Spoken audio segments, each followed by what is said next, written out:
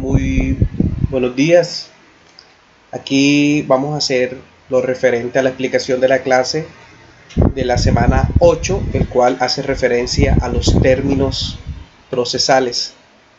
Ingresando a nuestra plataforma Moodle, estamos viendo que nos ubicamos en la semana 8. Aquí fue la clase que se dispensó el 25 de marzo del 2020. Hay un video multimedia cargado en YouTube haciendo referencia a los términos procesales. Igualmente tienen un archivo en PDF con doctrina en materia de los términos en procesal. Se hizo un taller en grupo, el cual fue satisfactorio para muchos de los estudiantes, cumpliendo a cabalidad con las 5 preguntas plantadas en ellas. Igualmente se concedió una segunda oportunidad para aquellos estudiantes que tuvieron algún problema en la plataforma, el cual de igual manera fue cumplido el llamado académico. Entonces vamos a abrir el código y nos vamos a ubicar en el título 2, específicamente en el artículo 119 del Código General del Proceso. Y hace referencia al artículo 117 a la perentoriedad de los términos y oportunidades procesales. Este artículo nos señala que los términos señalados en este código para la realización de los actos procesales de las partes y de los auxiliares de la justicia son términos que son perentorios, son improrrogables, salvo que la ley disponga el sentido contrario. ¿Qué quiere decir? Que los términos tienen una duración exacta en el tiempo, son términos que son establecidos por la ley y no por sujeción propia del juez, y son improrrogables al momento en que estos comienzan a correr dentro del proceso. Aquí se manifiesta que el juez deberá cumplir de manera estricta los términos señalados en este Código General del Proceso para la realización de sus actos dentro del proceso como tal. De igual manera sigue manifestando que la inobservancia en estos términos, el no cumplimiento, tendrá unos efectos de orden disciplinario para el juez, sin perjuicio de las consecuencias incluso hasta penales que puedan haber dentro del ejercicio de la administración de justicia. Acto seguido, dice que a falta de un término para un acto concreto dentro del proceso, podrá el juez señalar el que éste va a estimar necesariamente para su desarrollo o realización, conforme a las circunstancias. Este término, el juez podrá prorrogarlo por una sola vez. Esto hay que dejarlo muy en claro. Siempre que considere justa la causal que invoque la parte interesada o la parte actora. Y la solicitud, hay que tener en cuenta, se formule antes del vencimiento. El artículo 118 habla de cómo se computan los términos en el proceso. Y dice así: el término que se conceda en la audiencia a quienes están obligados a concurrir en ella va a comenzar a correr a partir del momento en que se expida la decisión, es decir, a partir de su otorgamiento. Dice que en sentido contrario, se entiende que los términos dentro del desarrollo del proceso van a correr a partir del día siguiente de la notificación de la providencia que lo concedió. Manifiesta que el término que se conceda por fuera de la audiencia, hay que tener en cuenta y que tener claridad, va a correr a partir del día siguiente al de la notificación de la providencia que lo concedió. Es decir, que el término comenzará a correr, el término si la decisión fue expedida el día de hoy, miércoles 15 de abril, el término procesal comenzará a correr a partir del día 16 de abril a las 8 de la mañana, de acuerdo al acto procesal que se vaya desarrollando o el que le imprima el juez. Dice que si el término fuera común a varias partes, comenzará a correr a partir del día siguiente cuando se hayan notificado todas las partes dentro del proceso. En ese orden de ideas, sigue manifestando el código que cuando se interpongan recursos, ¿correcto?, reposición y o apelación contra la providencia que concede dicho término, o del auto a partir de la notificación el cual debe correr un término por ministerio de la ley, este se va a interrumpir y va a comenzar a correr a partir del día siguiente de la notificación del auto que va a resolver este recurso. Sin perjuicio de lo dispuesto en el inciso anterior, mientras esté corriendo un término, no podrá ingresar el expediente al despacho, ¿correcto? Salvo de que se trate de peticiones urgentes o relacionadas con el mismo término, ¿sí? Como lo había dicho, que se traten con cierta urgencia judicial. Esto se hace con una consulta previa de orden verbal al secretario del juzgado con el juez, el cual dejará la constancia de los actos previamente enunciados. En dichos casos, el término, si se acepta por parte del juez, previa conversación con el secretario, se va a suspender y se va a reanudar a partir del día siguiente al de la notificación de la providencia que lo profiera. Sigue manifestando este importante artículo que mientras esté el expediente del despacho no van a correr los términos, ¿correcto? Eso es muy importante que se sepa, sin perjuicio de que se practiquen pruebas y diligencias decretados por autos que no estén pendientes de la decisión del recurso de reposición. Dice que los términos se van a reanudar al día siguiente al de la notificación de la providencia que lo profiera, o a partir del tercer día siguiente de su fecha si fuera de los asuntos concúmplase. En ese mismo orden de ideas dice que cuando el término sea de meses o bien sea de años, su vencimiento tendrá lugar el mismo día que empezó a correr el correspondiente mes o el correspondiente año. Si este no tiene ese día, el término va a vencer el último día del mismo mes conforme al respectivo año.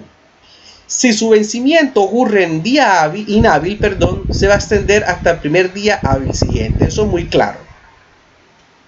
En los términos de días no se tomarán cuenta, y hay que tener muy en cuenta, la vacancia judicial que se ejerce o se ejecuta por lo general no, siempre en diciembre, a partir del 17 que se conmemora el Día de la Justicia, ni aquellos en que por cualquier circunstancia el que el juzgado permanece cerrado, como es el caso que estamos afrontando con el tema de el coronavirus, donde los términos se encuentran plenamente suspendidos y los procesos se encuentran detenidos en el tiempo judicial. La renuncia de los términos. Dice que los términos, una de las particularidades que trajo este Código General del Proceso es que son renunciables total o parcialmente por los interesados. ¿Por qué? Porque los procesos, como les he explicado en clases anteriores, son de orden o son de naturaleza dispositivas. ¿Correcto? Dice que la renuncia podrá hacerse verbal o podrá hacerse en audiencia. También se puede hacer por escrito o en el acto de la notificación personal de la providencia que lo señale. Pasamos al artículo 120, el cual hace referencia a los términos para dictar las providencias judiciales por fuera de la audiencia. Cuando hay situaciones relacionadas en que hay términos expedidos, es decir, en la etapa de la litis contestatio o en etapas meramente escriturales donde no impera la oralidad, o en el desarrollo de los artículos 371 y 372 y 373, dice que las actuaciones que se surtan por fuera de las audiencias de los jueces, los magistrados deberán dictar los autos en el término de 10 días y las sentencias tienen un término de 40 días, contados desde que el expediente pase al despacho para tal fin. Hay que repetir eso y hay que tener en cuenta que deberán dictarse los autos en el término de 10 días por parte de los jueces y los magistrados, y que cuando son por sentencia son de 40 días. Dichos términos deben plasmarse o deben exhibirse en un lugar visible de la secretaría de cada despacho judicial. Deberá fijarse en una lista de procesos, ¿correcto?, que se encuentren al despacho para la sentencia, la famosa y popular fijación en lista, con una indicación de la fecha de ingreso y un pronunciamiento de aquella. No obstante, cuando en disposición especial se autorice decidir de fondo por ausencia de oposición del demandado, el juez deberá dictar inmediatamente dicha providencia respectiva. El artículo 121 es uno de los artículos más importantes del Código General del Proceso, haciendo referencia a la duración del proceso como tal. Encontramos que los procesos anteriormente eran procesos de años, 5, 6, 7 años. Famosos declarativos, ordinarios, que hoy son declarativos. Famosos procesos ejecutivos que duraban la ejecución 7 años y cuando el ejecutante iba a perseguir el bien ya no existía.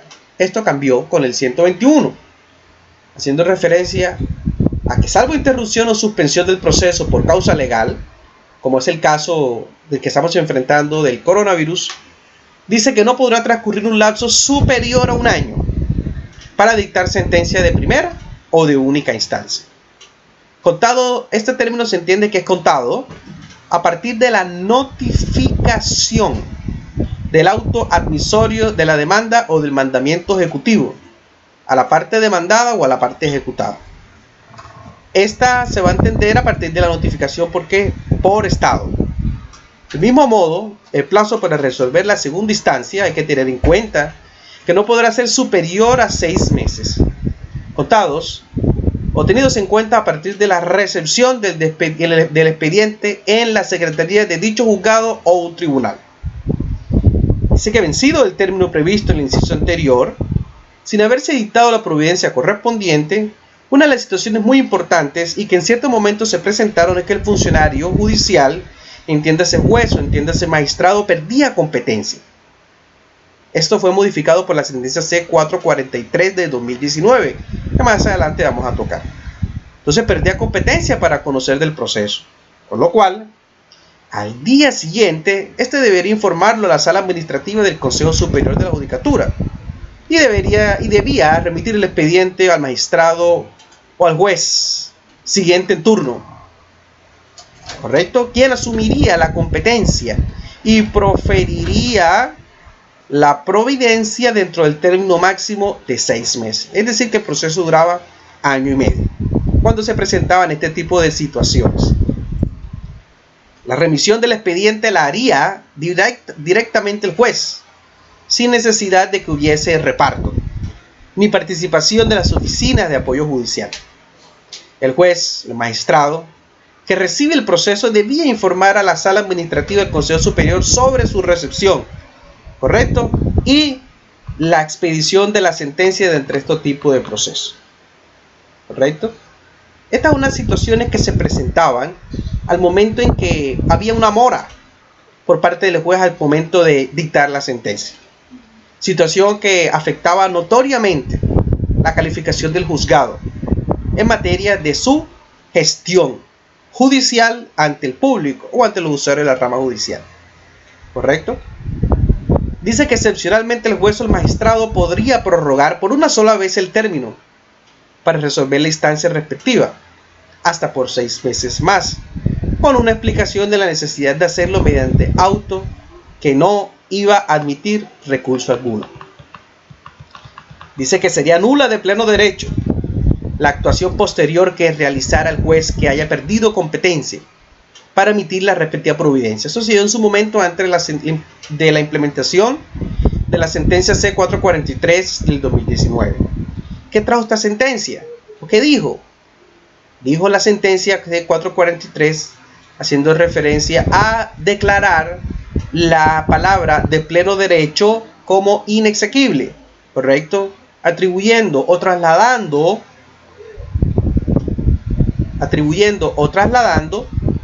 dicha carga procesal a la parte ejecutante o a la parte demandante.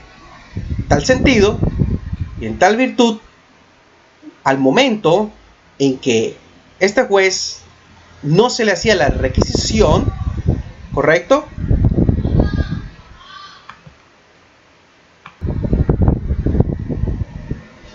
Bueno, entonces la sentencia C443 de 2019 tumbó, por decirlo de alguna manera, o declaró inexequible la frase en corchetes que habla de pleno derecho.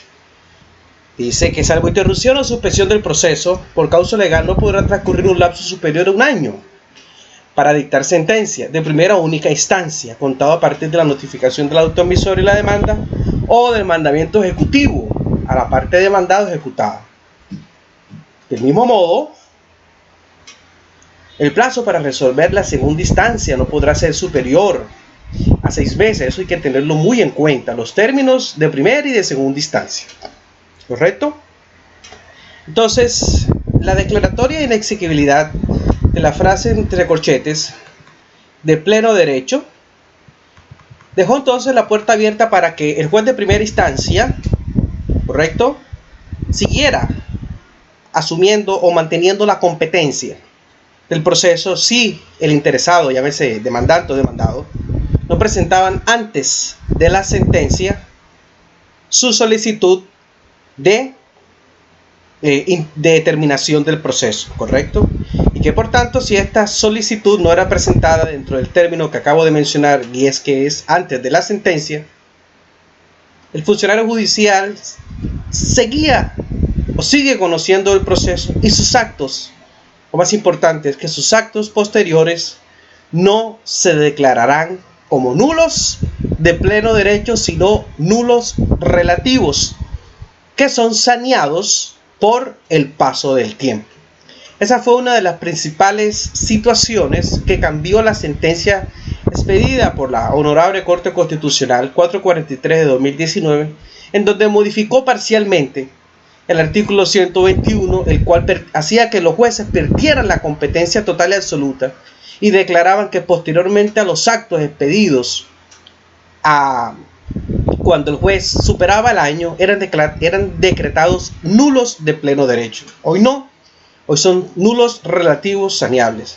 El juez, por ende, seguiría asumiendo o teniendo la competencia del proceso e incluso no sería situación para tachar al juzgado o al juez de su retardo en el tiempo y no incidiría la calificación como tal, como si operaba cuando fue expedido el Código General del Proceso en materia de los términos, lo que respecta al artículo 121.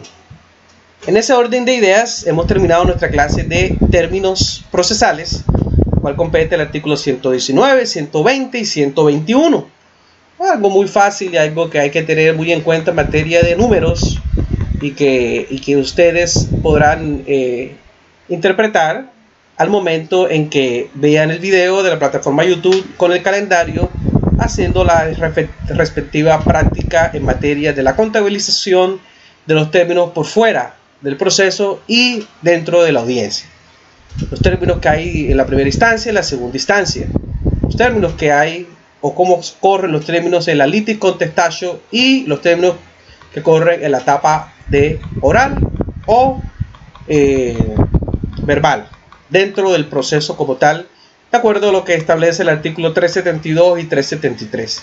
Igualmente mencionamos la renuncia a los términos conforme al dispositivismo del proceso judicial, a cómo se computan los términos, ¿correcto?, a la perentoriedad, la obligatoriedad de los términos, las oportunidades procesales para formularlos y la autonomía que tiene el juez para implementar o colocar términos a sus actuaciones dentro del proceso.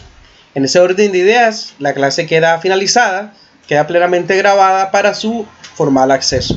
Cualquier duda o inquietud puede escribirme al correo alvaro.morales@unicinu.edu.co o a través de la plataforma pueden hacer las correspondientes peticiones respecto a este tema e incluso al tema de nuestras tutorías en Derecho Procesal los días jueves de 4 a 5 de la tarde. Gracias y que estén muy bien. Muchos saludos.